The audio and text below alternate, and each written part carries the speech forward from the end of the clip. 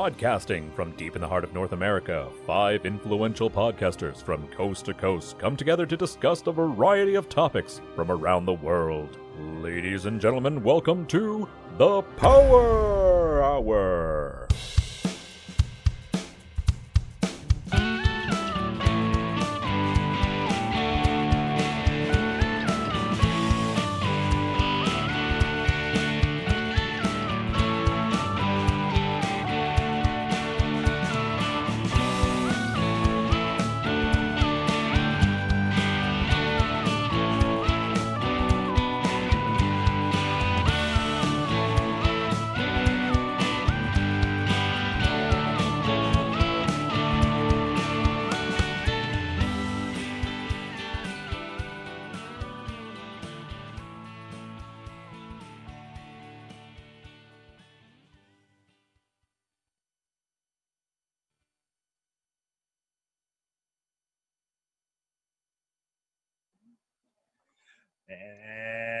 And we are recording. What is up, guys? I am Christopher Stolle. Welcome to another Coast to Coast Power Hour presented to you by the SJ Network and the SJ Network All-Stars. This one's a special one because I'm all by myself. Everybody who was supposed to be here is not here. But you know who I do have here? The person in charge of SJ Network. That's right, ladies and gentlemen. Mr. Steve Joyner himself, my boss. So his show, his rules. I'm no longer hosting. I pass it on to him. Steve, how you doing today? Hello, Christopher. Thank you for showing up to class and not being tardy. That's right. I'm the teacher's pet. No.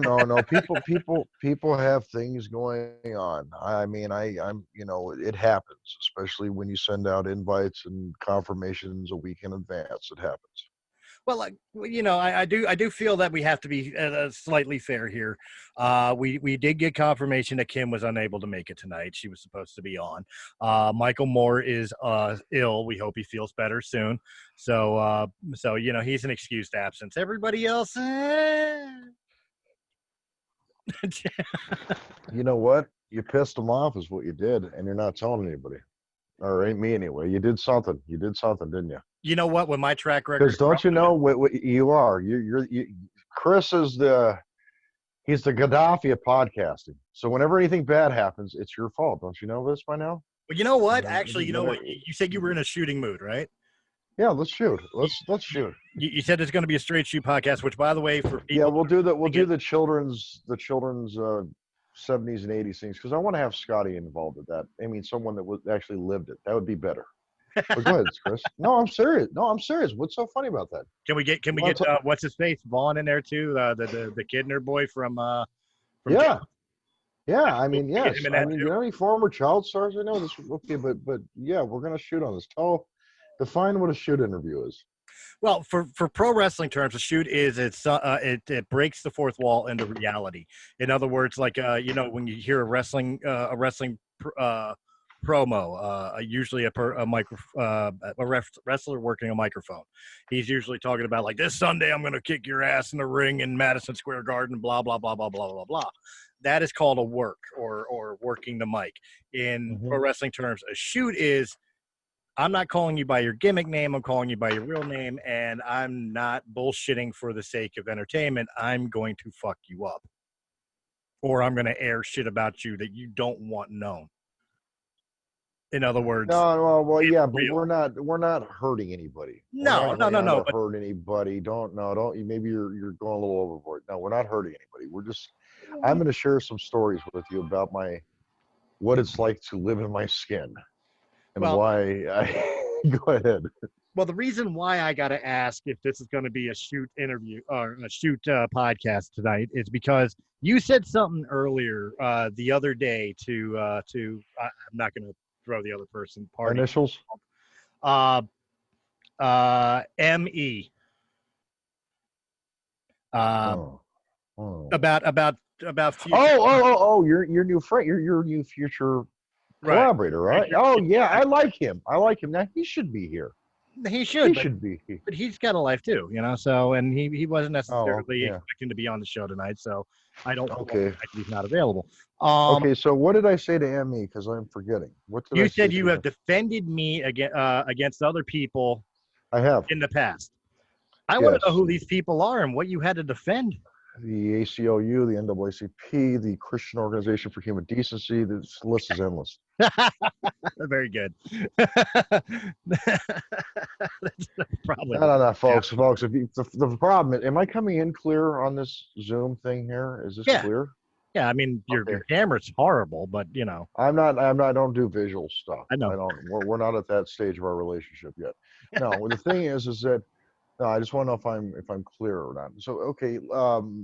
No. Chris is you've never done anything sideways to me at all, and I have dealt with people who have done really bad things and really good things, and then people down the middle. I have had 9 calls today. I tried to take a power nap, but my dog wouldn't permit it. Anyway, no, he's a little terrorist sometimes. But anyway, Aren't they all? you've never, yeah, he's cute, but that's the extent of him. But anyway, so no, I've never seen you hurt anybody verbally. You and I, even when we called out a guy that did a very despicable thing, and that's on the archive. Right. You know, we weren't organizing witch hunts or saying, you know, here's his address or anything. We just called out, you know, we called it what it was. But today, for instance, I get people reaching out to me sometimes, and it's like I never know what they're up to. You know, I had one guy I talked to, and he's in New York, upstate, older gentleman, and he's like, "Oh, I'd like to talk to. I saw your page, and you're with Bruce Stern, and you know, he wants to talk to like all these older people." And I Right. said, "Cool, hire me, man. You'll talk to him." "Oh, I don't know if we have a budget." Well, okay, good luck to you. You know, I mean, some people want a lot for nothing, and some people are just very giving. You know, and you're one of those people. They're very giving. You've done a lot for a lot of people. You help build up shows. These are my words. And I've seen some of the shows use Realm as some kind of stepping stone, interim, whatever, you know, in order to advance their career. You know, Sure. aka Ray in New York and Mark and some other people. And you know, you've been through the shitter. But the thing is, you know, I don't ever want to hear you say, "Oh, I'm just gonna fold up shop," and you know, but you know, better days are coming, and I can't wait for you to make the announcement about your friend Me. Like, it sounds like we're in AA or something. Yeah. But the thing is that you know, it hurts when you put yourself out like that. But at the end of the day, let me give you a really good example, Chris. Go ahead. My very first show ever. Well, no, second show. Second show ever, the one that I really made a big dent in a short time was in Long Island, and it was these 2 guys, and named well Miller and the Man. It was called. It was two Eric Kaufman's two degenerates. I don't even like saying their name. It makes my blood pressure go up. Right. Well, I had a deal with these 2 clowns. They were older guys. I sent them the roster. Almost everybody I knew at that time. I mean, Jack was on there. You've interviewed a lot of people. I said, and the deal was I was their West Coast talent coordinator, whatever. Basically, I got them in touch with them. They'd interview them, and then we would monetize the show by advertising. This is before I was green, and when I was very green, I didn't know any better. Right. Well, these 2 jagoffs did 100 episodes in 34 days. 34 days, I booked 100 people. Just let that sink in right there. And then, Sounds like what you do. yeah, but here's the thing: they never tried to sell advertising. I never made a dime off it. And I called up a guy that we both know, and I was pissed and I was mad. And he said, look at the resume you just built, man. Look what you just did in 34 days." And that's exactly it. So I pulled out, and those 2 ended up having a fight. They split up. They're on 2 different stations in Long Island, and they toy with each other all the time now. And now I'm making money, and I'm involved with eons of shows. So who lost in that little one? You tell me. No, you're not wrong, and I'm kind of the same way with a lot of the things that have happened in Realm of the Mist. You know, that you've been privy to, where There are some people that I'm extremely pissed off at, although I will never air my grievances on air. I wish them well. But there's other It's ones, Festivus. No, go ahead. but there's other ones where although they left, I'm actually genuinely happy for the success that they have accumulated for themselves on their own. And Yeah, I mean, and I that's actually funny. I've never consider heard you dog them. I don't, and I never will. I never will on air. Like Uh-uh. if I have a grievance to say, I'd rather say it to them than to somebody else about them. That's the type Yeah. of person I am. But Yeah, but these people, they not only ditched you, they just ghosted like, you know what I'm saying? They ghosted big time, pal. They didn't just like, I'm talking about Ray. no, Like he just dropped off the face of the earth, I know blocked you, that. dumped you like a one night stand, left you hanging in the wind, and you're like, what'd I do? So you're saying I should treat them like my ex-wife? No, no, no. No, don't treat him like your ex-wife. Don't give him that much credit. Oh, But gee. what I'm saying is that I wouldn't lose sleep about it, and he's boring, man. I mean, I'm sorry, but he's boring. I've never seen a more monotone, Stefford wife talking. The hell with him. The point is that he's not anything, Well, no, no, no. a But Leo effect. what I'm saying is people like him. Like although I do feel slighted by them, even though I don't have a closure in the sense of like even reason why, there are others where like you mentioned the name Mark Tully, who took War of the Stars off on its own. You know what? I feel like a father who let the kid out into the world. The kid's an adult now, and you let him out into the world.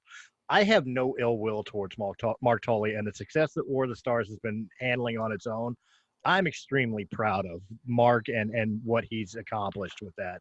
Godspeed him. There are people like him. I just want to be clear on it. With some of the people that have pissed me off, or people Hmm. who left Realm of the Mist in a way that was less than savory or respectful, in my opinion, I'm Yeah. not going to talk trash on them. But there are some who have left Realm of the Mist, who have carried on their own thing on their own. That actually I'm very proud of. I'm glad they took what Realm of the Mist taught them and incorporated it into the future for themselves. If that makes Yeah. sense. Okay. Well, yeah. No, that makes sense. There's nothing wrong with saying that. I'm sure. I mean, I don't really. I had one conversation with Mark that I remember. One. And I like Star Wars just as much as the next guy, but I hit puberty, I discovered girls, and it wasn't the main thing on my mind. I'm sorry. I'm still that little kid with Star Wars, even though I did hit puberty and like girls. Now I Oh just no, paint. I'm Now not I just down. paint I'm not vegetables downing green Star for Wars lightsabers. fans. It's just I have. Don't even get me started on Star Wars. I like the movie franchise. I can't quote the names of the parents of the characters in it like you can probably. Oh. But the thing is that I grew up, man. I didn't think about that sort of stuff. I haven't played a video game since 1990. Hey, look, I could tell you this much. But I'm not downing people like you who do that sort of thing, or Mark, or anybody else. I mean, everybody's got their thing. But for me, it's like I enjoyed it for what it was, and I think that Star Wars fans are the bitchiest people on earth. Well, It's nothing's ever good for them. that's And where I it's was come gonna. on, tell me I'm wrong. Tell No, me I'm no, wrong. that's where I was gonna go. I was gonna tell you a little story, in comparison to Star Wars and why a lot of people, even though they've enjoyed the films, they don't really have the fandom in them that as some fanboys like myself may have, and it's because of the Star Wars fandom. What ruins Star Wars is the Star Wars fandom. It's not Kathleen Kennedy. It's not Pablo Hidalgo. No. It's not Disney. And here's the story that I'm going to say to prove my point. When I grew up in Philadelphia, of course, I was a Philadelphia Eagles fan.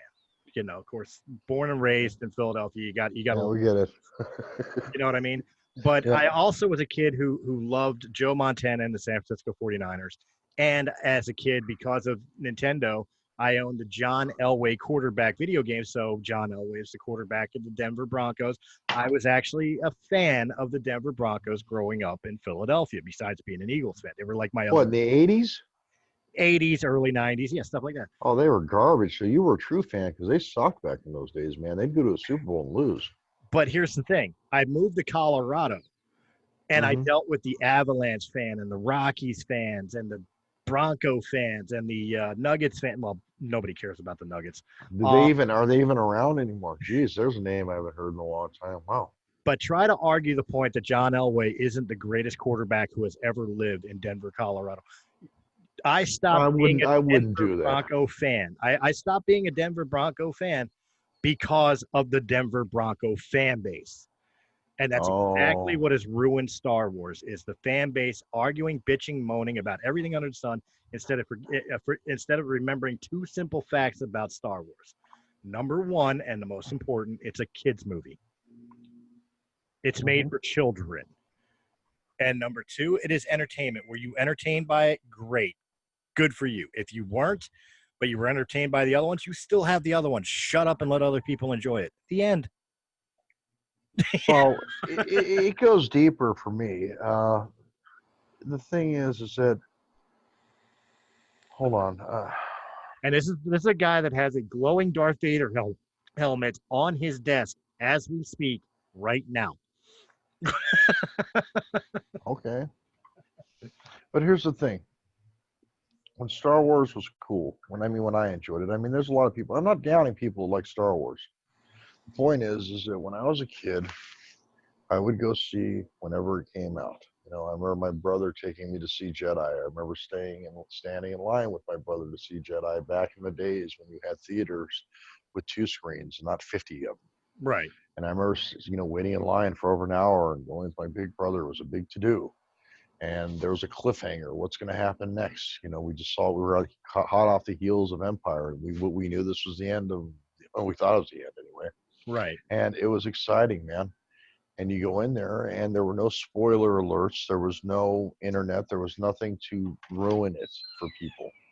Mm-hmm. And it was an event. And it wasn't just going to see the movie, but it was the memory of going with your sibling or loved one or whatever the hell it was. Mm-hmm. And that's what was cool, man. And then I remember before the movie was released, originally it was supposed to be called Revenge of the Jedi.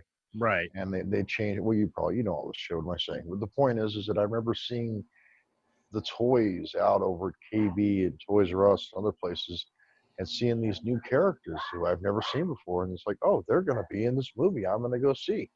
Man, it was great because you had to wait. Remember when we watched G.I. Joe when we were kids, and it's like, tune in tomorrow for the exciting conclusion of this and that. Man, we had to wait. That was cool, dude. We had another 18 hours. Not to interrupt you, but I literally just today I found out from GameSpot.com that they're re-releasing the classic G.I. Joe figures from the 80s. The 3.5-inch articulate figures. They're re-releasing in the original packagings. Huh? They did a 40-year on them, didn't they? Or 35, something like that. Something like that, but they just announced that they're going to be putting them back in stores in packaging. Can you imagine how collectors are going to go nuts for that? I've already said what ones I want. Yeah.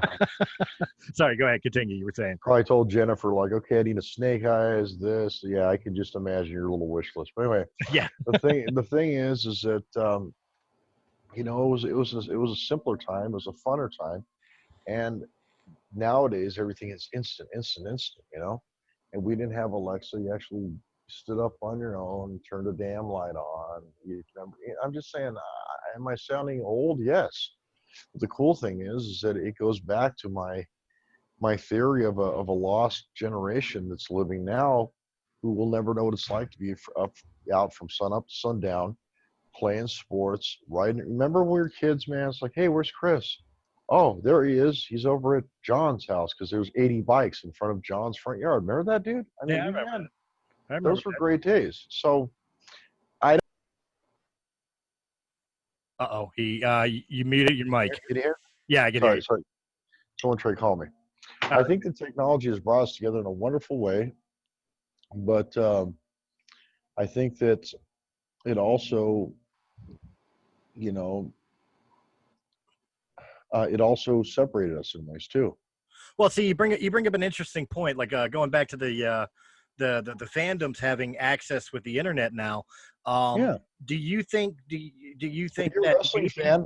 Remember that's what kind of quasi killed kayfabe, is it not? No, it absolutely is, and that's where I was. It's an interesting story because you work in entertainment, you work with movie stars and TV stars and stuff like that. You know you've seen the shift and difference from the day. It's like you said, back in the day where nobody was sitting there analyzing the death or releasing spoilers because they got some source within the studio or whatever else that ruined all that shit. So when the things released, whether it was an episodic show on TV every other week or it was a movie that took 3 years to make, you know, we didn't know anything about it till the day it dropped. That's right. So what's interesting to me, what is interesting to me is the double-edged sword of technology, in your opinion, in your field, because although it's kind of ruined the shock value and surprise of the entertainment factor, it's also giving you access to, not to pat myself on the back here, but people like me who really help promote, in a sense, with the interviews, with the, you know, being able to reach more people. It's a double-edged sword. It's not all bad. It's not all good. But you know, little things have gotten bad. You know, can you hear me? Yeah, I can hear you fine. Okay, little things have gotten bad in some degrees. When we were in school, there was bullies. You didn't go home. Yeah, you dealt with them for. I've been hanging out with my sixth grade teacher recently. Sixth grade teacher. Yeah, Scott, you interviewed him. I interviewed him. And, it was his birthday the other day, Saturday. Happy birthday. Yeah, he's 71 now, but we went out and celebrated. And anyway, we were talking about how, you know, when you're in school, you had to deal with bullies sometimes. You only had to deal with them for, you know, 8 hours or 6 hours, whatever the school day was. And that was it. Right. Nowadays, bullies follow you on Cyberland. And I would hate to be a kid, especially a kid that was being bullied nowadays, because they, you know, and in our day, it was like, you know, you dealt with a bully in any way you can. For me, it was like find him or run. I think, or whatever. I'm just saying it's different. No, you're right. And I would go a step further because I've dealt with this online myself, but I've also seen it like with my child. I'm very protective of him going online games and shit because of bullying. And it's, you know, my kid's a sweet kid, and, you know, he's 10 years old, but he's a sweet kid.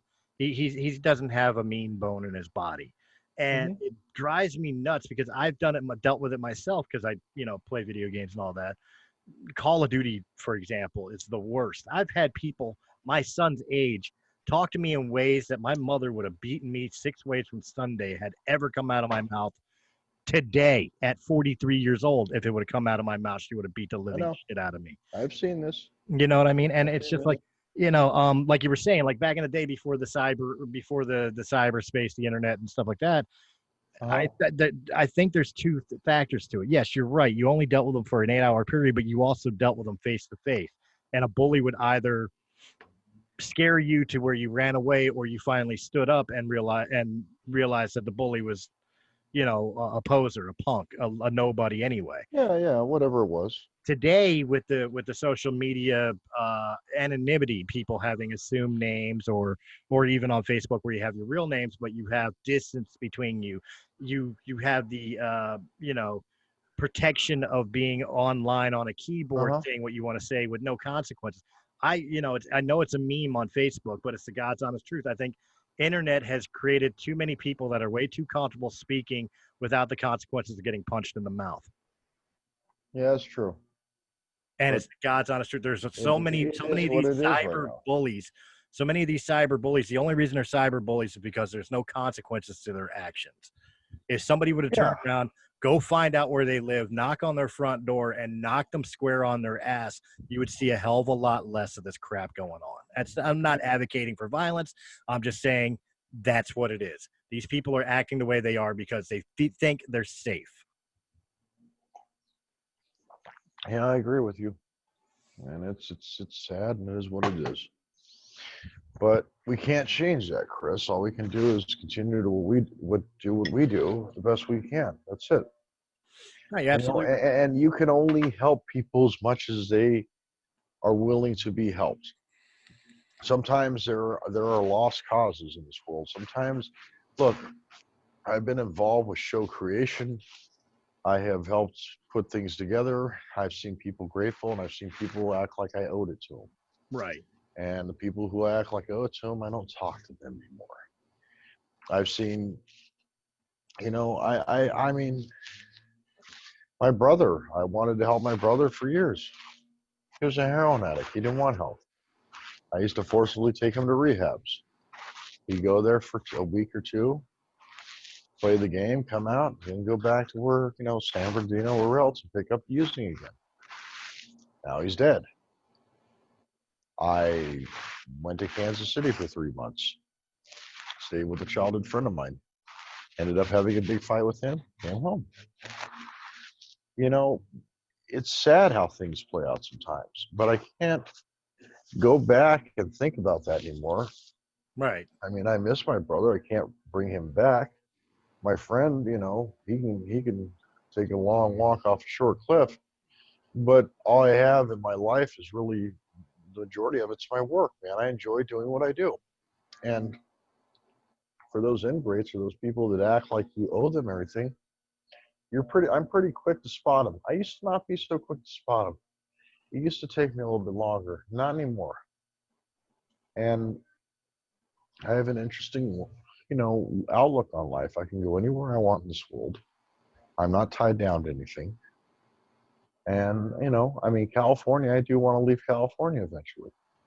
California, I've lost everything I've ever loved here. And when my brother died, I realized, look, dude, here's something really weird. If I caught the coronavirus or cancer, or I was shot or whatever tonight, that would literally be the end of my last name. Isn't that weird? I'm the last person in my family alive. That would be it. Just let that sink in how weird that is. That's rough. I'm only a year older than you. That is rough. But my intention is, my intention is at least to live to be 90, and that's it. Do you intend to have children? I know you have stepkids. Nope. I mean, that is the way to make the line live on. I don't want stepkids. No, I said I know you have stepkids, but do you ever intend maybe one day to have? I know you're kind of, at that age now, but I mean, like, to pass on the line, have the heir apparent, keep the name alive that way. No, it's not going to happen for me at all. Okay. It's not. I don't have an offspring like you do. It is what it is. It's the way it was played out. It is what it is. Okay, it is it's shit. This stuff happens. And I don't feel bad for myself because as we speak right now, there are people who don't have limbs. There are people who are on, have less than a week to live. There are people who died today. You know what I'm saying? No, right. I am not as bad as it's not as bad as it could be, dude. And that's the thing. That's the thing you always got to remember. It could literally always be worse. And so, no, not having a legacy, it's not going to make or break me. I'm like that fun uncle that will, that will bond you out of jail at 2 a.m. and let you drink beer and stuff. I'm that cool guy. I'm that fun guy. And that's fine. That's the lot that I chose to live right there. Right. Well, I mean, I don't chose it. It just happened, dude. And I thought, I was younger, I wanted to have kids, but honestly, I didn't want to. I digress. I haven't wanted to have kids in a long time after my nephew was murdered. He was 6. So, whole different story. My nephew was killed. It was an awful story. I don't like talking about it, but that kind of recalled me wanting to bring a child in this world. But the thing is, there are good parents, and there's people, dude, who shouldn't be parents. There are people who should never be parents. There are people who have kids that should not have kids at all. My friend in Kansas City, he shouldn't have kids. You and I know people that shouldn't have kids. Or halfway custody of kids. Let's put it that way. Yeah, I was married to one. You know one, don't you? Yeah, yeah, exactly. I'm very, very familiar with one. She makes a weekly withdrawal from the ATM that is my wallet. I know who you're talking about.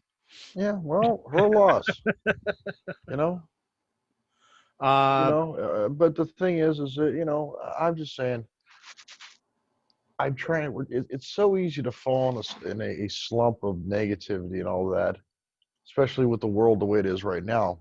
But with these shows, some of them are wonderful to work with. Some of them I don't like working with, because if you really take pride in what you're doing and you're a mensch and you're treating people good, that's a good thing. Have I had to defend you? Yeah, I've had to defend you because you have come under bad fire on things. You've been labeled oh, you were labeled a racist by one guy. You were labeled to this. You were labeled to that.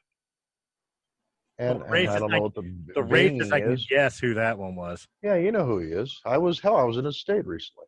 Hmm. But the thing is that fuck him. You're not any of the above, or else I wouldn't talk to you if you were. Okay. And look, I'll put it out there for anybody who wants to know me. Yes, I'm a conservative. I always called myself right of center. I believed in some liberal ideologies. I believe majority in conservative ideologies. In today's current climate, that means I'm far right.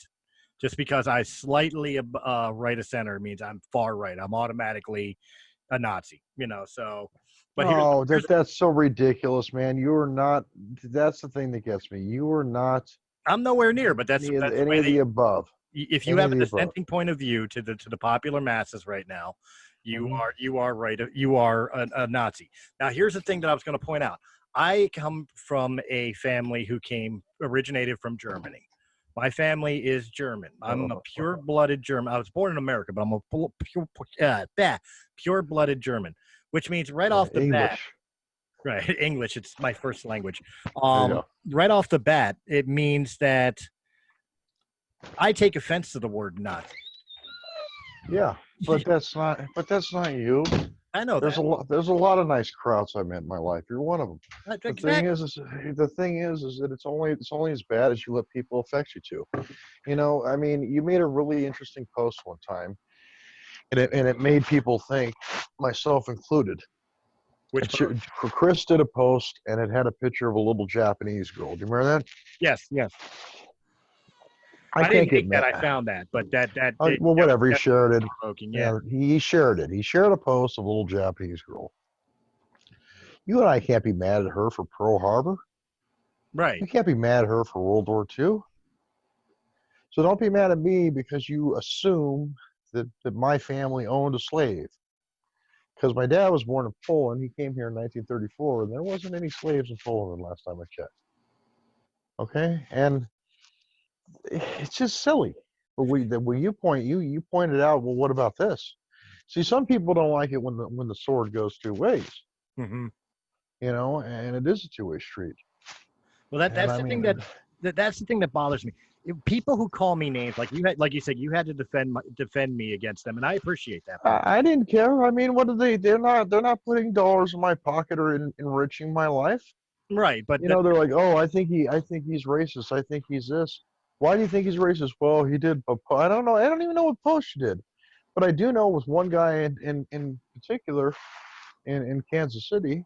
You had an objective thing on what he had to say because he went on this little militant rant.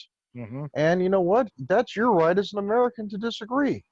for You know, people we're for people who are trying to understand the conversation, what it was a conversation about the Black Lives Matter movement, and how mhm. I do not support the Black Lives Matter movement, not the ideology of Black Lives Matter. That I'm fine with. That black people equality, that there's certain racisms in the world that do need to be handled that are still alive today. I agree with that standpoint. The protests, which by the way have been militarized by Antifa and turned from peaceful protests to looting and rioting, that's where I do not believe in the Black Lives Matter movement, where white people are kissing black people's boots and apologizing for things that they had nothing Yeah, they're idiots. to They're people that idiots. never had anything done. They're idiots. Those are the things I don't agree with. And when I expressed that point of view, I was marked as a racist. Okay, good. Let them call you that. No, I You don't know you're care. not. I don't And care. I know you're not too. I'm not kissing anybody's boots, not even my wife's. How about that, man? Look, I'm not bowing down to any deity, any person at all. And the I'll tell you thing straight out on this show. I will tell you straight out, unless you are paying me or fucking me, your opinion is invalid to me in any way, shape, or form. You can think of me whatever the hell you want. exactly. And that's it. I've had people slam me. You've heard people slam me. I don't care. And I you've heard don't me defend you. care. I don't care. Because you what? You've heard me defend you. Yeah, and I don't care if they like me or not. I'm not in a popularity contest, pal. I'm not. My thing is, John Lennon said something very interesting one time. He said, telling the truth won't get you a lot of friends, but it will get you the right friends. And you know, And are there people? Hold on, Chris. Are there people I don't like in this world? Yeah. Are there people of different races I don't like? There's a lot of people of every. I'm an equal opportunity angry person. yeah, So it doesn't matter if you're black or yellow or white and you cut me off. I'm gonna flip you the bird. When I'm driving down the road, if you cut me off, you're getting the bird. Okay. I mean, we used to call it the Italian salute. Whatever. Maybe that's offensive. I don't care. The point is that most Italians wouldn't give a shit. no, I know a Most lot of Mexico them. won't. My buddies in Jersey, man, they don't. The point, the wise guys. But the point is that whenever I had a conversation with a white supremacist one time, and I said, let me ask you something. I said, and he was a father just like you. He was this dude was an unapologetic white supremacist. I said, let me ask you something. I said, you have a child? He said, yeah. I said, and my child's going to grow up to be pure. I mean, he gave me his whole little fucking, Right. brainwash neo-Nazi stuff. I said, let me ask you something. If your child was shot or bleeding or very ill, and you took that child to the emergency room, and the only thing there was a black doctor, what would you do? He had nothing. See, this racism shit is garbage, and it needs to be squashed. And people need to start examining the heart of the person, and not the damn skin color of the person. Once we examine the heart of the person, that's what matters most. If I had to put, I have gotten into more fights with people of my own race. How about that? I have gotten in fights with people of my own race, physical fights, and I've lost most of them. I'm not a tough guy. But the thing is that you know what? That's it. I mean, and I asked that guy, "What about then?" And he had nothing. And the thing is there's going to be injustice. There's going to be bad shit. What happened to George Floyd was totally unexcusable. It was awful, and those guys are going to get theirs. But guess what? This has been going on before the current administration and climate, and it will go on after. That's part. This shit's gonna go on, pal. This happened. Look, back in the early '90s, Rodney King got attacked. Okay, Mhm. I mean, I can list. You know what? I remember a couple years ago there was a little white kid who got tortured by some black kids, and it was on YouTube. Do you remember that? Yeah, the one that was the white kid Special. was a mentally disabled kid Yeah, who supported yeah, Trump, and they took him and tortured him and videotaped it on Facebook Live. yeah. And Yeah, so, riots break out over that. What happened there? His life mattered too. What the hell happened to him? that's my point. That's my point, and I like what you said earlier because that's something I've always used to say a long time ago. Is I'm an equal opportunity offender. I hate everybody equally. You No, I know, don't hate everybody. I'm just saying I don't care what you are. If you're a jerk, you're a jerk. I don't care what color you are. well, understand, like the way I was brought up in a military family. I Mm-hmm. myself had been in the military. And then after the military, I was a professional wrestler. There's a reason I use those three examples for what I'm about to say here. In the military, you were taught that the person that's standing next to you is your brother. That person Exactly. is going to save your life. So at the end of your training, by the end of boot camp, by the end of 2 months, you are no longer looking at the person next to you as white, black, Hispanic, gay, straight, Muslim, Christian, Americans. Jewish. No, they're your brother. They're the ones that are going They're to pull your Americans, asset man. into or out of the foxhole when need be. And you're going to do the same for them. That's the family you see. Pro wrestling, completely different world, same mentality. Every single person in that locker room was my brother and sister. I don't give a shit what their skin color was, who they liked to fuck behind closed doors, whether they had a pee or a vagina or whatever else. They were my brothers and sisters. I wanted to keep them safe, and they wanted to keep me safe and put on a great show. That's the world I come from. So when you sit there, when people, and I am going to take a little offense to this here in this aspect with the rant, is I'm going to turn around and say, when you call me a racist, when you call me a sexist, or you call me a white supremacist, or you call me a Nazi, you're a fucking moron. It's a No, shortcut to thinking because you have no idea the world I come from, where those types of thought processes are not even in the equation. I yeah, judge good. people by the contents of their heart and the contents of their character, not by the color of their skin, not by what genitalia they have between their legs, not by what God they do or do not choose to worship. If you think me that way in any way, shape, or form, I will tell you straight out right now to each and every one of you, Shut the fuck up, because you have no argument. Good for you. See, doesn't it feel good to purge? It does. I've been wanting to Let it purge go. for No, quite a doesn't long it feel good to purge? Maybe this was all meant to happen for a reason. time. Maybe no, I'm serious. I'm unapologetic, man. When it comes to things that I believe in, I'm not going to change my stand to make you feel better. I am an American-born German descent. My I best friend don't. growing up was an immigrant Russian Jew. Okay, well, If here's that the isn't an thing. oxymoron to everything they try to say about me, But here's the thing. I don't. Okay, look. I don't get wrapped up in.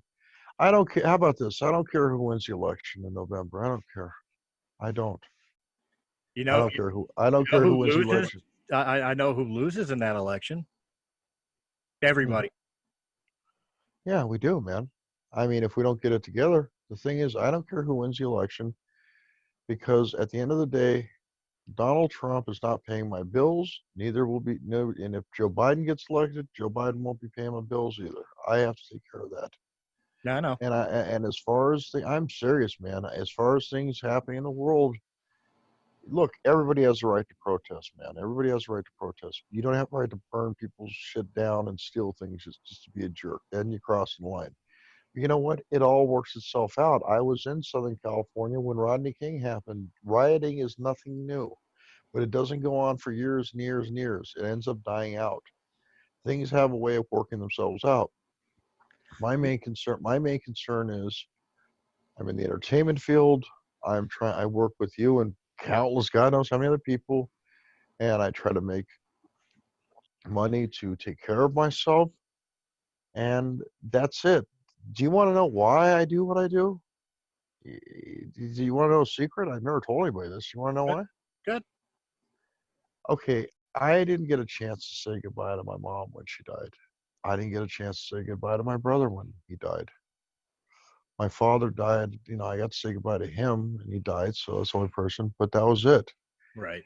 I don't, I do this because my mom was an amazing woman. My brother was a sweet guy before drugs came into his life.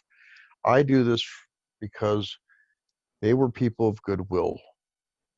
And this is the only way I can carry on their legacy. That's the only reason that, and I mean, money comes and goes, but this is why I do it.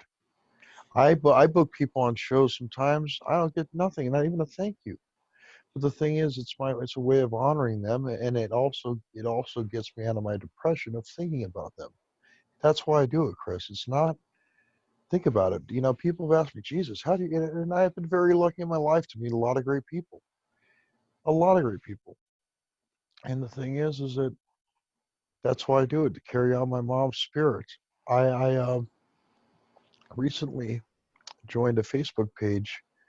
I'm losing my voice. This is. I've done so many calls today. I recently joined a Facebook page, and it's called "I Grew Up in Chula Vista," which is a town I grew up in. Okay. And Scott Hopkins told me to go on there, and I shared a picture of my mom last week. Told her story. The woman, the daughter of the woman that used to babysit my mom, contacted me today. Oh, wow. Trip out on that, man. She's 70 years old. She said, my mother used to babysit your mother. I'm going to talk to her next week. That is the weirdest thing on earth. I can't wait to speak to this woman. That's awesome. And, it's stuff like that makes me feel good. And I don't, I have to keep on their legacy. And I wish to God I could go back in time. I would trade all my tomorrows for just a week with my mom and my brother and my dad, but I can't. And, I've been put through the ringer but that's why I do this, man. I do it to share their legacy. I don't have kids like you do. I don't have anything except this. I live for this, man. I wake up thinking about this. I go to bed thinking about this. I'm plotting my next day. And the stories that all these people tell that I put on shows like yours, it's amazing, man. I mean, you could talk to someone like Charlie Marie, who's in her 20s, just starting out, or some old person like Jack, who's been around since before you and I were born. That's freaking cool, dude. That's why I enjoy doing it. And As a side note, Jack O'Halloran reminds me, because he was Non and Superman, yeah, and Superman too. Jen and I have been recently going through the Lois and Clark, the New Adventures of Superman TV He series. he, he wasn't on it. He was not non no. Larry Hankin. Oh, Larry's been in everything. I forgot They, he was they in should that. they should make a trivia game called what was Larry not in? That's what they should do. We were watching the episode. It was like 1:00 in the morning, and Yeah. I'm looking at the guy and I'm listening to the voice. I'm like, "That's fucking Larry, isn't it?" And she's looking it up on IMDb. Holy shit! Yeah, It well, is. it probably was. Larry's It been was. in everything. Yeah, he was. I don't think about that, but I mean, a few months ago I was watching Planes, Trains, and Automobiles one night. Great old movie from the '80s with Steve Martin and John Candy, Right. and Larry was in that. He's a journeyman actor. So I was laughing my ass. I was like, I got to give him hell about that. I didn't even know he was in Lois and Clark. Yeah. He probably, he may not even remember doing it. You got to remember, this is a dude that works so much. I'm serious, Chris. He works so much, he can't remember all that. Or if he did it, it may have been like, oh yeah, I'm kind of quasi remember it. He's one of those journeyman actors that goes from job to job. It's just amazing how many things he's in. That sometimes you just sit there watching a show for the sake. No of one watching looks like the show. him. Yeah. You're watching a show. Nobody looks like Larry. There's only one Larry. I mean, I know a lot of people like him. I love character actors. There are people like that are. I know one character actor. I'll tell you off the air. I don't want to say his name because he hasn't been on your show yet. Right. This guy's been in a million things. He could walk right by you on the street. You'd never know him because he always plays creatures and characters and stuff. I ever tell you about the time I got cursed out by Bruce Willis? No. Yeah, that was my brush with Hollywood celebrity. Was you remember back in the '90s, Sixth Sense was filmed out here in Philadelphia. I didn't know that. Okay. And I was one of those punk teenagers in high school, cutting school down in South Philly, and headphones on, Discman in my pocket, jamming some Metallica or Nine Inch Nails at the time, and not paying attention, looking at my feet as I'm walking. And I bump into this dude who knocked me on my ass. You know what I mean? Okay. And I look up at him. He just says, "Watch where you're going, asshole," and walks on. And I'm like, what a fucking jerk. And I get up, brush myself off, and I continue to walk, and I stop and just had a realization. I looked back around. It was fucking Bruce Willis. Okay. That's pretty well. Me and Whoa, I think we lost Steve. Yes, we did. Guys, bear with me a moment. Let me see if we can get Steve back in. While we do so, I will stop the recording and start a new one. So thanks for joining, and we'll be right back. Okay. All right, recording as soon as it says yes. Okay. Hey, sorry about that. We are back. We had a little technical difficulty. We have Mr. Steve Joyner back, and he's about to tell me about the time he got cursed out by Walter Brimley.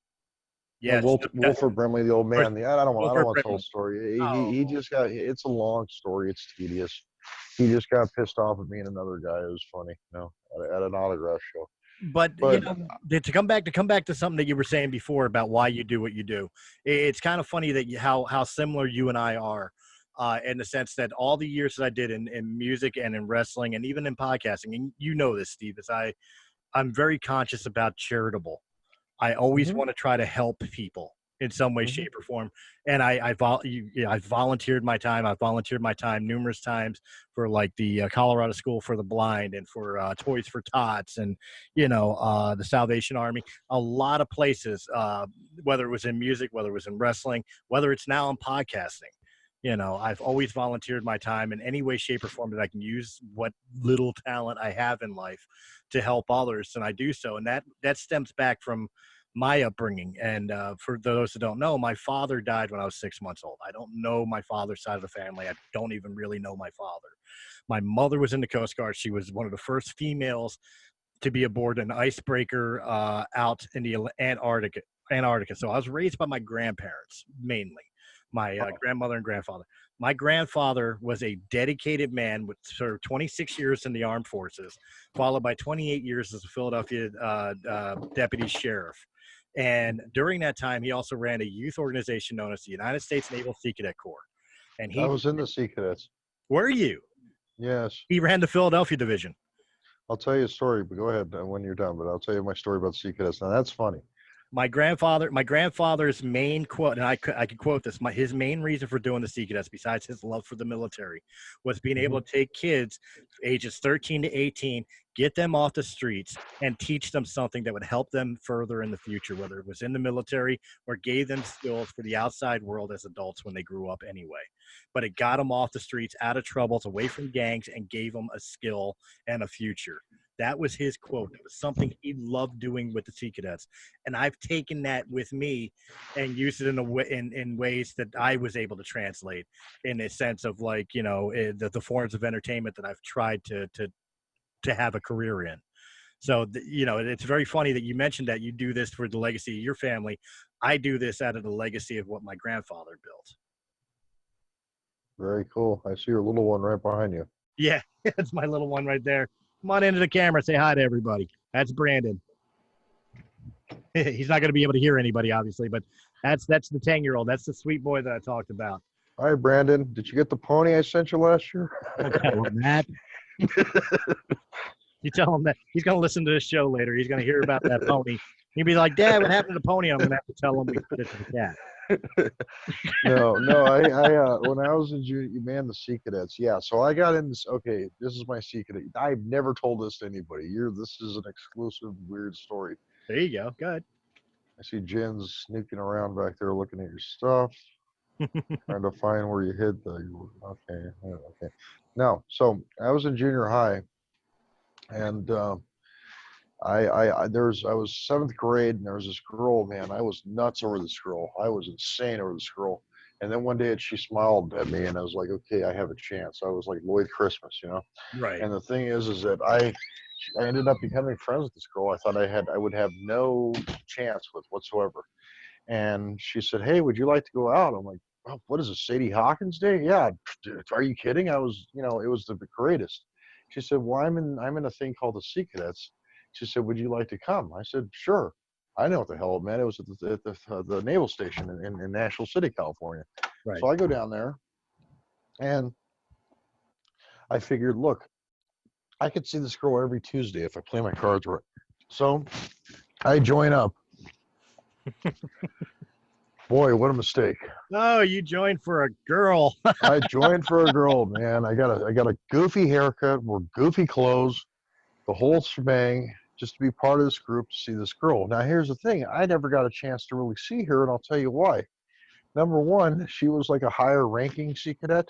Mm-hmm. So I was like the newbie. So the newbies couldn't hang out with the higher ranking one. There's number one. Number two, they had a boot camp thing called 1 August where you had to go through the boot camp stuff. Mm-hmm. Man, I got duped. So Yep. Looking back 30 some odd years later, I think this girl was a plant. I think her main job at my school, besides being a student there, was to sucker people like me into joining. I think that's what's going on with her right now. She was a recruiter. Yeah, I think she got brownie points or whatever it was. I mean, I'm not downing it, but dude, I dropped out of the Sea Cadets quicker than you can think, and I can't say if that's a normal operating procedure for the Sea Cadets. I don't have a memory of my grandfather ever using a tactic. I don't think your grandfather used that tactic, but I'm saying this was this was a different time. And I think this girl, suckered me into doing it, because girls, as you know, you're married, excuse me, are you married actually? Or yeah, you're right. No, huh? Engaged, but yeah. Okay, engaged. Well, women can make you do stupid things, man. So I think that she suckered me into doing this, and I got duped. Nothing ever became of our quote relationship, and I got stuck with a crew cut and wearing dungarees for a month. Screw that. So that's how women will get you. Or no, but I think that was her. I don't know, or maybe she thought I could be. I don't know what happened, but nothing ever became of it. And I felt like a total idiot for a long time after that. So where'd you go for boot? I didn't. I didn't do 1 August. No, I was in there like, their new thing, and they're like, okay, you're gonna go to 1 August, and then when you boys are older and you girls are older, you can join the Navy and you'll become an E3 and get all this money for the lies that they. Well, I don't know. I mean, the lie. Well, that was whatever. Okay, well, the point is that I'm just bitter, Right. So I don't know whatever, but no, I never went full Sea Cadet. but I did go through the initial grooming for it. Right. I had to wear the, the little outfit and shit, and I had to get the hair. Like I said, I was an idiot, man, for doing that. But See, that's what happens I grew up sometimes. in it. I had no choice. Before becoming a Sea Cadet, I was a mascot. My grandfather would dress me You're a in mascot. cracker. What were you? I was. I was a mascot. I was dressed in Sea Cadet uniform. I wore the Cracker Jack and all that. As a young kid, I would run around during their Friday night drills and everything else, and take part in the annual inspection and everything. But I wasn't an official Sea Cadet. I was the Philadelphia Division mascot because I wasn't old enough to Really? be a Sea Cadet until I became old enough to be a Sea Cadet. And when I finally officially became one, I went to boot camp in Cape May, the Coast Guard training base out in Cape May, Yeah. and I was in there until I was 18 years old. I came out of it as an E7, and when I went into boot camp for the Navy, I automatically went in as an E3 because I achieved that rank. Okay, so that's all true then. That Yeah, really happens. I yeah. thought they were just screwing with us to say No, that that stuff. that actually happens. Well, I became an E nothing. I didn't even get into Sea Cadets. I mean, I can't even really. I should digress. I shouldn't say I was a Sea Cadet. I didn't even fully do it. So, don't accuse me of stolen valor. I'm sure I'm gonna get someone for that. Oh, he's stolen valor. He claimed to be in the Sea Cadets. Bastard. I don't know if claiming to be in the Sea Cadets is the same as claiming Well, military status. stolen. I think claiming that you were in a Sea Cadets is about the equivalent of claiming you were a Boy Scout or a Girl Scout. I don't really think that's like stolen valor. It just makes you kind of. I'm being sarcastic. I'm just saying that's how easy it is to offend somebody. No. Somebody will hear this later on, and I will have offended somebody. It's just funny that to talk about the Sea Cadets because since my grandfather died, it's funny because I have contacted other divisions. The Philadelphia division, unfortunately, and the Pennsylvania division have folded since my grandfather's death. Yeah, I don't even know if they're. Dude, I don't even know if they have them in San Diego. I'm not joking. It's a good question. I don't know. I know there's a division here in Pennsylvania right now, close by to me, known as the Liberty Bell Squadron, which used to Okay, be run by Lieutenant Commander Bierbach. And I actually got in contact with him, that's and cool. because he was a friend of my grandfather's and all, and competitive rivals because of the annual inspection. The Philadelphia division won the Sea Cadet annual inspection like 7 years in a row. We were one of the most decorated divisions, so it was heartbreaking to see it go. That was my grandfather's legacy. Hmm. I was actually curious about resurrecting the Philadelphia division at one point in my life, just because of my grandfather's legacy, which is, I guess, kind of why I talked to Lieutenant Commander Bierbach, who now retired. But it was Bierbach's funny. got to be an. He's got to be an old dude, didn't he? He's up there in years. Yeah, he gave it up. He passed it on to a Like new. how old would you guess? I would say at least mid-60s, at minimum mid-60s. Is he got all of his faculties? Yeah. Oh yeah. Yeah. He's still Uh-huh. sharp as a tack. I was Yeah. going to suggest Jedi mind tricks on him, but never mind. Yeah. My grandfather told me when I was 43 to come to you. Never mind, never mind. See, I just offended somebody right there. I It's just the division offended you're right asking for. there. Yeah. No, but I signed up for an Alzheimer's walk one time and I actually forgot what day it was, and I missed the walk. oh God, that's a hard. That's not a joke. That's That's not a serious. joke. Come on. I really actually signed up for an Alzheimer's walk. I'm not lying. I was in my 20s and it was on a certain day and I forgot what day it was. They're like, where are you? I said, oh, I'm at home. Why? What day is it? Oh, I forgot. Not the thing you want to say. I mean, my grandmother had dementia. Dementia's pretty scary shit, man, when you can't remember anything. Although there are days I wish I could remember everything. But it is scary, dude. It's no joke. It's no joke. But I probably offended somebody by making a joke about Commander Bierbacher. Well, no, I'm sure you haven't. I'm just, it's funny to me that the cadet is the cadet division is still around, especially because like with the way kids seem to be today, Mm-hmm. I imagine it's got to be hard for them to find, participants, people to be involved in it. Kids, teenagers wanting to be involved in it and pick up those skills and trades.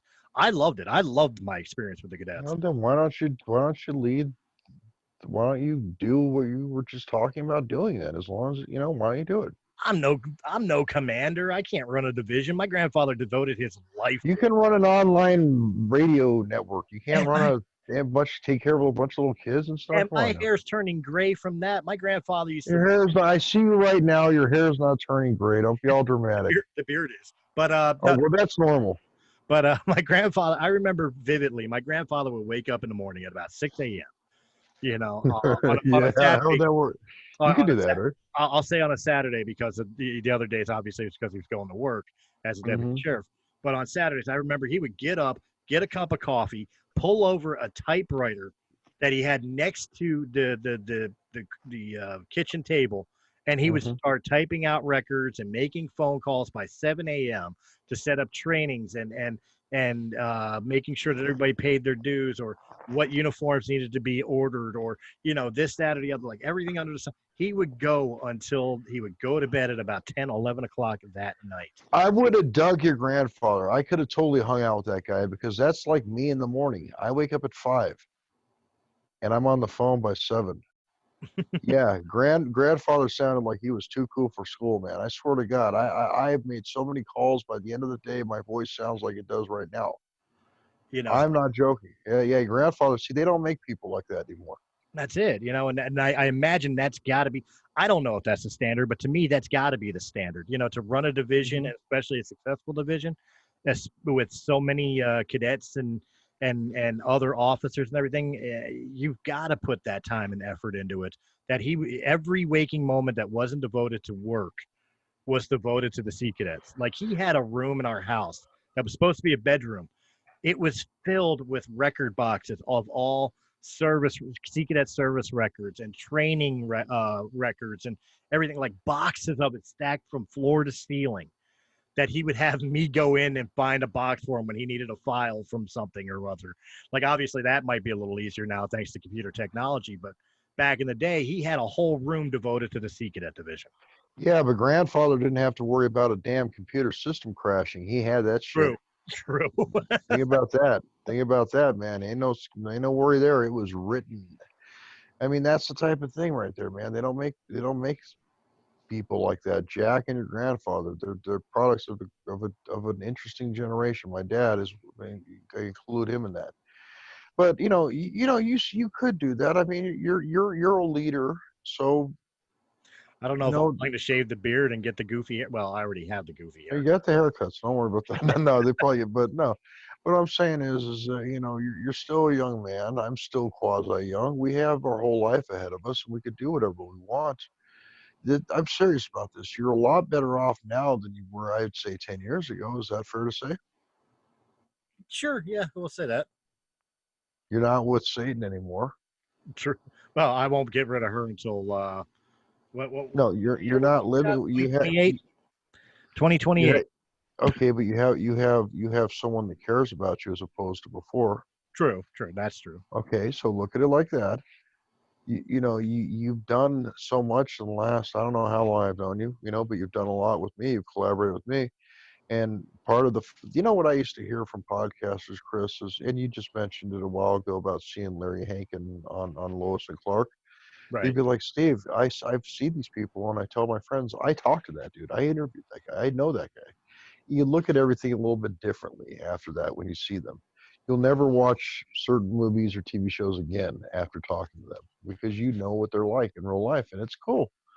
And so I mean, you're gonna hook up with our guy in Florida, and that's freaking cool. And you're gonna be, Realm of the Mist is gonna be bigger than it was the first go around. Maybe the old cliche is true. You have to go through a lot of hell before you find heaven. You had to be with your wife before you found Jen. You had to go through all these dickhead podcast shows before you found the right fit with our guy in Florida. Do you understand what I'm saying? Right. Maybe you had to go through all this, and thank God you went through all this before you're 50, so you're not bitter. I mean, Well, that's the I'm thing. bitter. No, you're not, because at the beginning of this, when we were talking, you said, "Look, I'm happy for Mark," and that means a lot, because if you didn't like Mark, I know you would say, "I don't like Mark." I know you. You would have I been like, don't. "Ah, screw it." You know what? It's funny. It's funny for all the shit I catch, and this is the God's honest truth. For the shit I catch for points of view, like we talked about earlier, not to regress, but talking Mm-hmm. about earlier with people saying that I was a racist or whatever, and else I know who you're talking about. Mm-hmm. I still don't hate them. I still don't hate them. I think they're I retarded. don't. I think they're retarded and dumb, and they should have too many short. Well, I don't But I hate him don't hate either. them I, as people. You know, I don't hate anybody. I really don't. I don't even I hate don't. my ex-wife. Well, I I seriously dislike her. well, I wouldn't blame you if you did because she. No, I wouldn't blame you if you did. But here's the thing: it takes a lot of energy to hate somebody. I'm more of the I'm disappointed type guy. You know, my friend in That's the Kansas City, exact thing I am. I'm disappointed in him. I'm disappointed in some folks. But here's the thing: you got to move forward. The people that were supposed to be on this show tonight, Michael Glenn Moore, Anthony Bose, Kim, Good luck. who else? Who else was no? Who else was supposed to be on? No. Who else was supposed to be here? Kim. Who else? Uh, don't remember. I Okay. I know Kim. I know Kim and They're all Michael. they're all wonderful people, but life happens. Yep, And they're not here with us tonight, but they're here with us in spirit. Next time they'll be with you and I won't. that's it. Well, that they might be here without me. You never know. No, Although no, no. But what I'm saying I is never seem to be able to miss. Michael Glenn Moore is is a great guy. Kim is an amazing No, he woman. really is. Kim had to go through hell, you know, with Jen before she broke out on her own. So, you know, I mean, Hey, you know what? I know Michael Glenmore is going to be listening to this show, so I want to address. I like Michael. Michael's one of the nicest dudes I know, man. I want to address something he said. Address something he said earlier about who was going to be on and how he was going to have me host Mhm. tonight because and that he would just maybe depending on how many people we had, he would record, but he just wouldn't participate because Mhm. he doesn't feel like he's witty or funny. He He says is. he's a dull guy, dude. You know what, Alex? Let me. I'm going to address this. I'm going to address this publicly because I'm an asshole. Mike, dude, first off, you're a killer, cool ass guy. All right, I'm looking directly into the camera, so I'm looking at you as you're watching this video. I think you're a cool ass guy. I think you're very informed and What are we intelligent. live? Live? Are we taped? No, we're taped. He'll be watching this when it releases. Um, I think you're very Wait, he's gonna intelligent. see you. He's hold on. I'm sorry. I'm sorry. He's gonna see you. Like Yeah, he's gonna physically, because you can't see me, but he's gonna see you, right? right. Okay. You've had a booger right there for the last hour. Excellent. You have a snot right there. Yeah. No, you still keep going. Now I'll just You, use, I'll use, no, go I'll ahead. use I'm sorry. COVID mask. We're good. I'm No, joking. Go ahead. No, go. Sorry. Go but yeah, ahead. I think you're an intelligent man. I think you're a well informed man. You are very well versed in speaking. You don't do the stuttering like I've been doing all night. Just because you don't have the for lack of a better term here, the quick wit for humor. Guess what? Costello needed Abbott. Mo and Larry needed Curly. Just because you're not the quote unquote funny man doesn't mean you can't be the straight man in the funny man group. You're still needed, you're still appreciated, and regardless of the topic of conversation, you were always more than welcome to give your points of view into it, regardless if it's a serious or a silly situation. Never Michael. think never think just because you may not be as comically inclined as some others that you would not be as good of a fit as somebody else on the show. That's my 2 cents. Michael plays on his strengths. Michael's a very, very nice guy. I like Michael a lot, man. Dude, Michael's the man. And I like Anthony. I like him. I like Andy. They're all good people, man. That's why we have our clique and our group with people like that. That's why the guy who labeled you names is not in our group. That's why Jen in Florida is not in the group. I have no apologies for that. I don't want to hang out with people that drag me down. Now, remember, I And said just I don't hate anybody. I also don't hold any. I also don't hold any loyalties towards them either. Jen's well, there you go. Jen's not in the group because none of us would fuck her. No, she's not in there because no, she's not in it because and I don't even give that much credit. She's not in there because she verbally abused Kim, a sweet woman, and I won't stand for it. B, she acted unprofessional with some people I know, Mm-hmm. and she doesn't enrich the group at all. That's what it boils down to. everybody does their thing. Michael, you all carry the flag, and she's all for herself. So it's a sorting out process. And she didn't make the cut. Here's some turtle wax. Thanks for playing. That's it. We are, I'm serious about this. I'm not trying to be funny, man. I'm serious. No. I don't need 10,000 people. I need 6 or 7 really good people to do I don't hear a lot of people thanking me. It doesn't matter at this point because I know what I did at the end of the day. When you know what you did, Michael does an amazing show. Kim, they're all good people. People are supposed to be on the show or not on it because of other reasons tonight. But when they hear this, I'm expressing my gratitude to them and you for all you guys and gals do. Well, I'm gonna take the moment here to give you some gratitude myself here, and I'm gonna speak on behalf of many of the other people that we're discussing. Although they could speak for themselves, I'm not vouching for them. But what I'm saying is that in this aspect of what I'm about to say, I think they can agree with. I think they would agree that I would speak for them in this aspect. Of course, we thank Steve. A lot of us, our shows, especially with the special guests that we have, the interconnections that we have, the networking that we were able to do between each other in our shows, Realm of the Misses connection to in a city like yours, or One Non Blonde, or try that freaking awesome podcast. Try not to laugh. Yeah. If not freaking awesome podcast. None of those things would exist. Breaking the Fourth Wall would still be a shitty movie review podcast had not been for Steve Joyner.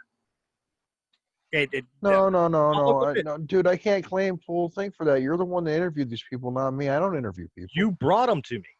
Yeah, but you interviewed them. You could have been like Chris Farley on Saturday Night, And here's an irony for you. Here's the true irony. The asshole who called me a racist that you had to defend me against is the guy who brought me to you. Is that how that worked? No, hold on. Is that how that worked? That's how you and I met. No, you're wrong. It was not him. How was it not him? I ran an ad and I talked to you and Mark and Ray. That's what happened. It wasn't him. No, it was through him. Are you sure? Yeah, we found Mark and Ray found out about you through I'm sorry, almost slipped through him. Through him. Is that when did this? How long have we? Wow, when? How long? I don't remember. Literally, I'm losing track of quite time. A while ago. A couple years. Has it been a year? No, it hasn't been a year. Has it? It's been close to 2 years now. It really has. Are you serious? I'm serious. Are you sure? I didn't know him 2 years ago. No, wow. Yeah. Oh yeah. I mean, if you give me a moment, I'll dig through here to find the first Breaking the Fourth Wall interview. I'm curious who that was. Who was the first? It's probably Jack. No, it wasn't Jack. My first one, the first one I did. Because remember, at the time I was having Ray kind of share the duties. Yeah. The first one I legitimately did that I remember, at least that I remember, was Marilyn Gigliani. Really? Okay. Yeah. Because I begged for her because I was a huge Clerks fan. Yeah, that's right, man. I remember. Okay, and then Lisa Wilcox. You're like, oh, that's me, man. And then yeah, no. Wow. Okay. Well, okay. So some good came out of it. I don't know. I mean, wow, that's weird. I can't remember the genesis of everything. Oh yeah. Let me see if I can find the first. Oh, I don't. I mean, that's cool to know. I don't need to. I mean, that's interesting to know that though. What's down here so I don't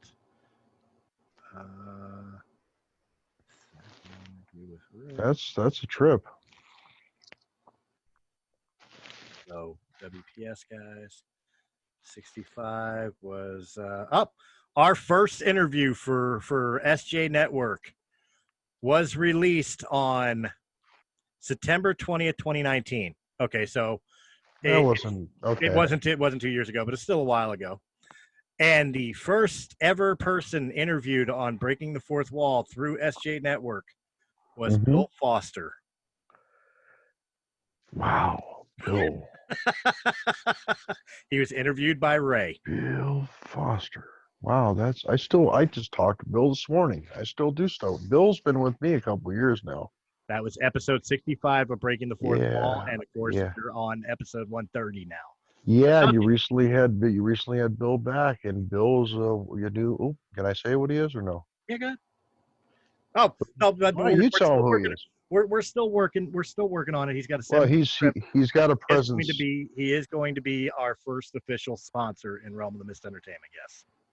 That's right. The man's a national treasure. Yeah, that's cool. That's interesting. I didn't Bill. Huh. Yeah, I mean that's last summer, dude. But so much has happened to me since then. yeah. So it's been about a year. It felt like it was longer because of of how many actual interviews we've done. No, not next month, but they're close. Very close. You know where I'm going with a month this. and a half away from it. Yeah. That's fantastic news, man. That's really good news.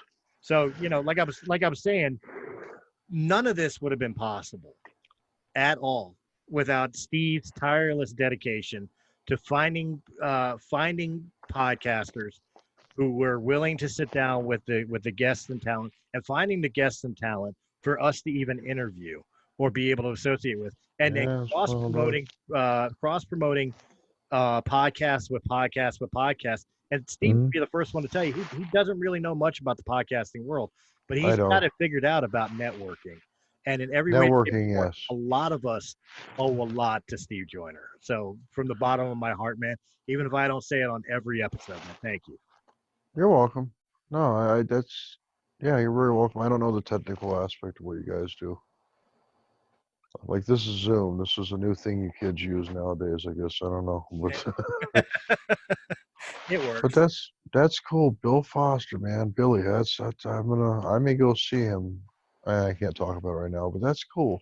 All right, well, it's been real, man. Thank you for having me on the Coast to Coast Power Hour. I probably won't be doing this again anytime soon. The views and expression. Well, because this show, I thought of it for you guys to promote each other.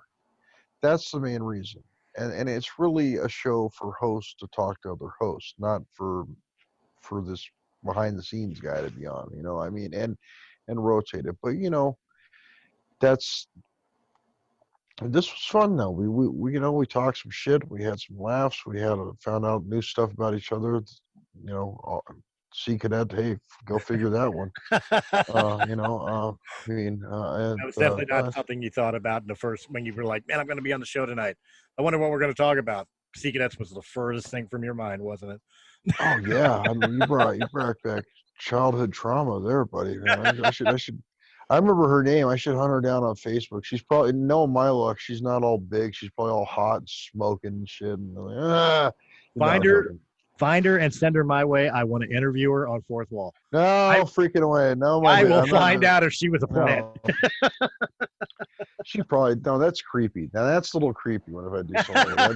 That'd be a creeper right there. Hey, I knew you in the 7th grade. That's a creeper right there to do that. But did I real quick before I sign off here? Sure. I did. I had my own talk show. I was a talk show host at one time. It's called Curtain Call. Do you know about that? Yeah, I think you told me a little bit about it, but please. Yeah, I was on DDV Radio out of New Jersey, man. I had my own talk show, and I would interview Jack and people I know, Eddie Dees and other folks. And I remember I was married. I was married when I was 21 years old, and I was married for 9 days. Okay, you beat me. No, I'm serious. I married a girl back then, and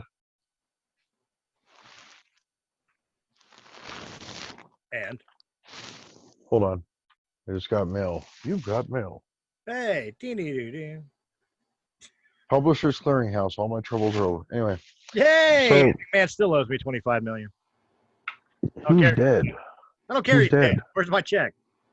That big man died. I don't even think they used him as a pitch man. But I was gonna invite this woman on my show just for the sake of asking her, why her life went bad. So I was gonna use my show as a platform, but I'm glad I didn't do that. Oh man. Well, I mean, it's no worse than me having a No, I was literally going to use it. I was going to like, yeah, let's talk about good days and how we knew each other before I became this and before you became you. And then I was going to go on there and ask her like, and I stole that from Andy Kaufman, the old comedian. Andy had a talk show where he invited his ex-girlfriend on just to lambaste her. I'm glad I didn't do that. But See, listen, yeah, you would do that. That's a funny thing. But we're not going to do that because we're progressive people. We're forward thinking. We're not can't go forward looking back. Hey, I'm all about the entertainment. If somebody's going to be entertained by it, I'll do it. And quite honestly, thinking about some of my ex-girlfriends doing something like that, I would definitely be entertained. Yeah, but it just looks petty. I mean, look, dude, you're talking to people that won Emmy awards and shit. You don't want to interview your ex-girlfriend just to lambaste her and be like, yeah, why'd you do that to me all those years ago? Because look how better your life is now. No, You're right. You're right.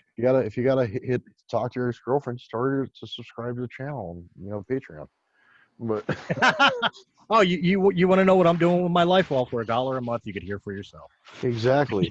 you may be mentioned there, Tiffany, or whatever your name is. I mean, that's the way to go right there. Keep them in suspense, Can't do that. But no, I mean, because $1 a month she would pay on Patreon would come out of my child support. Yeah, that kind of contradicts everything. You're not supposed to, anyway. But no, this has been fun, and Chris, thank you for everything you do, and I hope I don't know who's going to hear this and what they're going to think of it, but we're not bad people. We're just trying to survive this island Earth. Is all we're trying to do. That's a classic sci-fi movie right there. It is, the movie. I was hoping you knew. Yeah. Mystery Science Theater 3000, buddy. That's it. I also remembered through Explorers because they, if you remember the old 80s buddy movie Explorers where they made a spaceship, they flew the spaceship through the drive-in theater. I know that movie very well. Island Earth on it right there. Yeah. River Phoenix's first movie. You wear that? Mm-hmm. Young life lost way too soon. No, there's another person in there too that was very famous. Ricardo. Ethan Hawke. Picardo. Oh, Ethan Hawke. Yeah. Ethan Hawke and River Phoenix. I don't remember the third kid's name. There's that was a very cool flick. I mean, that was pretty cool. I dug that.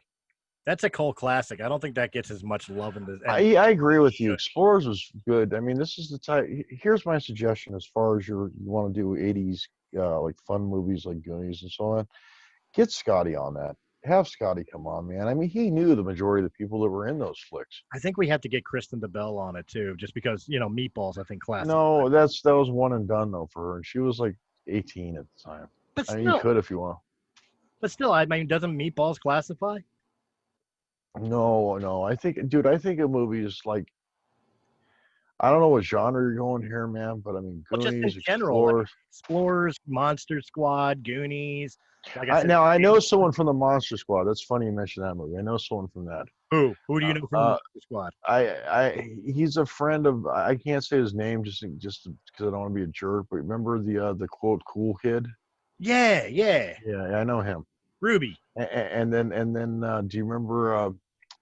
Scotty knows Jason Harvey. He was in that movie. Jason Harvey. Which character was he? He was one of the bullies that was picking on oh God, yeah. He was also in the Wonder Years. He was Kevin's brother. Yeah, I don't know how friendly they are. That's something. So you'd have to ask, dude. You should. I also know. Another guy I know is Jeremy Miller, who played Ben Seaver on the Wonder Years. On Growing Pains. Oh, nice. Yeah. He's cool. He and I are the same age. Dude, you know what? Refresh my memory. Speaking of Growing Pains, Kirk Cameron. Mm-hmm. He was in a body switch movie with Dudley Moore. Where that was called Vice Versa. Thank you. That was the name of the movie. They made 3 movies that year. Okay, with the same premise. Okay, with the same premise. Yeah. Okay, I can tell you which ones they are right now off the top of my head. They all came out in '87. It was the same script, different characters. Right. They made a movie with George Burns and some kid. It was called 18 Again, where they swapped bodies. They made a movie called Vice Versa with Kirk Cameron and Dudley Moore. And then they made a movie called Like Father, Like Son with Judd Reinhold and Ben Savage, Fred Savage. Right. And I remember, And it's the same movie, just three different. I remember the Fred Savage and Judge Reinhold one, and I remembered Cameron and Dudley Moore. I didn't know the George Bird one, but it's kind of funny you said that because I was in the thrift store today with my family and found Oh God Book 2 on DVD. Yeah, not one of the best sequels, to be honest with you. No, I prefer the first and third one. Yeah. Oh God, You Devil was a classic. Now, I knew someone from that movie. I knew the main character, Ted Wasp. Nice. I've never put him on the show. I never did, but I knew Ted. Ted was on Soap for many years, and then he did that movie. I love Real nice guy. I love Soap. Dude, Soap. Now there's a show. Okay, the two people I met from that show was Jay Moore, the guy, the ventriloquist guy with Bob. Remember him? Right. And Ted. Two people I met from that show. That show was so freaking ballsy that they could, dude, if they showed one episode just for kicks, oh my God, you'd see people would lose their mind. But it was such a great show, man. Oh my God. I had a box set of that show. Soap was freaking awesome. And no, that's a show that doesn't get the, I literally, I think I'm gonna, I mean, it was funny. And it was a show that just, dude, you could not release that show nowadays. Hell no, with all this, and they were doing this shit, they were doing it in the 70s. Think about that. A lot of the shows in the 70s had a lot more balls. I mean, I know they recreated them for a little bit for live studio. Yeah, audience, that was watered down from what I understand. Oh, absolutely. Fucking All in the Family and the Jeffersons, that you couldn't air those today. In their original formats, you couldn't air those today.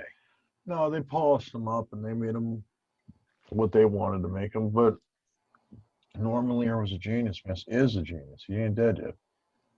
But I don't know. But thanks to you, thank you, Chris, and Michael, and Anthony, and Kim, and everybody else that's involved in Coast to Coast Power Hour. I don't know when they'll hear it or if they'll hear it, but I'm saying thank you. And you have a good night, Chris, and I'll see you tomorrow. I'll talk to you tomorrow at some point. Maybe more than once I'll talk tomorrow. Who knows? You know me. Right on. But, Chris, I got to talk to you, man. I got somebody. He always does. The thing is like he always catches me at the wrong time. Like I just got out of the heat, so when he called today, I just got out of the heat, and I was getting ready to pull into in Acme to go pick up some stuff for food, toiletries and stuff like that. And like I'm feeling the heat. I'm hot. I'm kind of miserable. The phone rings. I'm just like, yeah, Steve. He's like, God, you always sound so thrilled. Like, you do. I'm telling you. Timing. Great.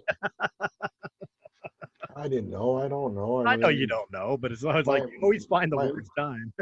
I didn't used to. Back when my drone was working, I knew what you were up to. Now things are different, Got to buy batteries, man. I'm telling you. I got to buy batteries. My drone broke down, But all right, man. Look, thank you for having me on, and hope next time I hear you and the rest of the gang talking about 80s movies and so on. And get a hold of Scotty. You have Scotty's info. I don't need to.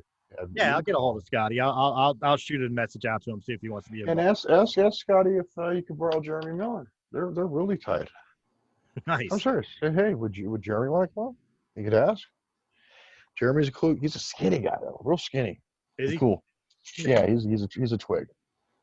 my leg is bigger than him, but nice as the day is long. Excellent. All right. Well, thank you. Thank you. And guys, for you guys here, of course, Coast Power Hour is not Realm of the Mist Entertainment, although you will be seeing it on Realm of the Mist's YouTube channel. If you enjoyed this video, like, share, comment, subscribe. As far as the audio formats, you will be hearing this wherever Coast to Coast Power Hour can be heard.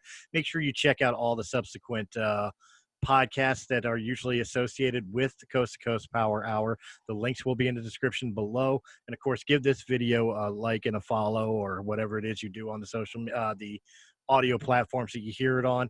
And I will catch you on the next Coast to Coast Power Hour, where, as Steve said, we will be sitting down and discussing the kids' buddy movies of the 80s and 90s.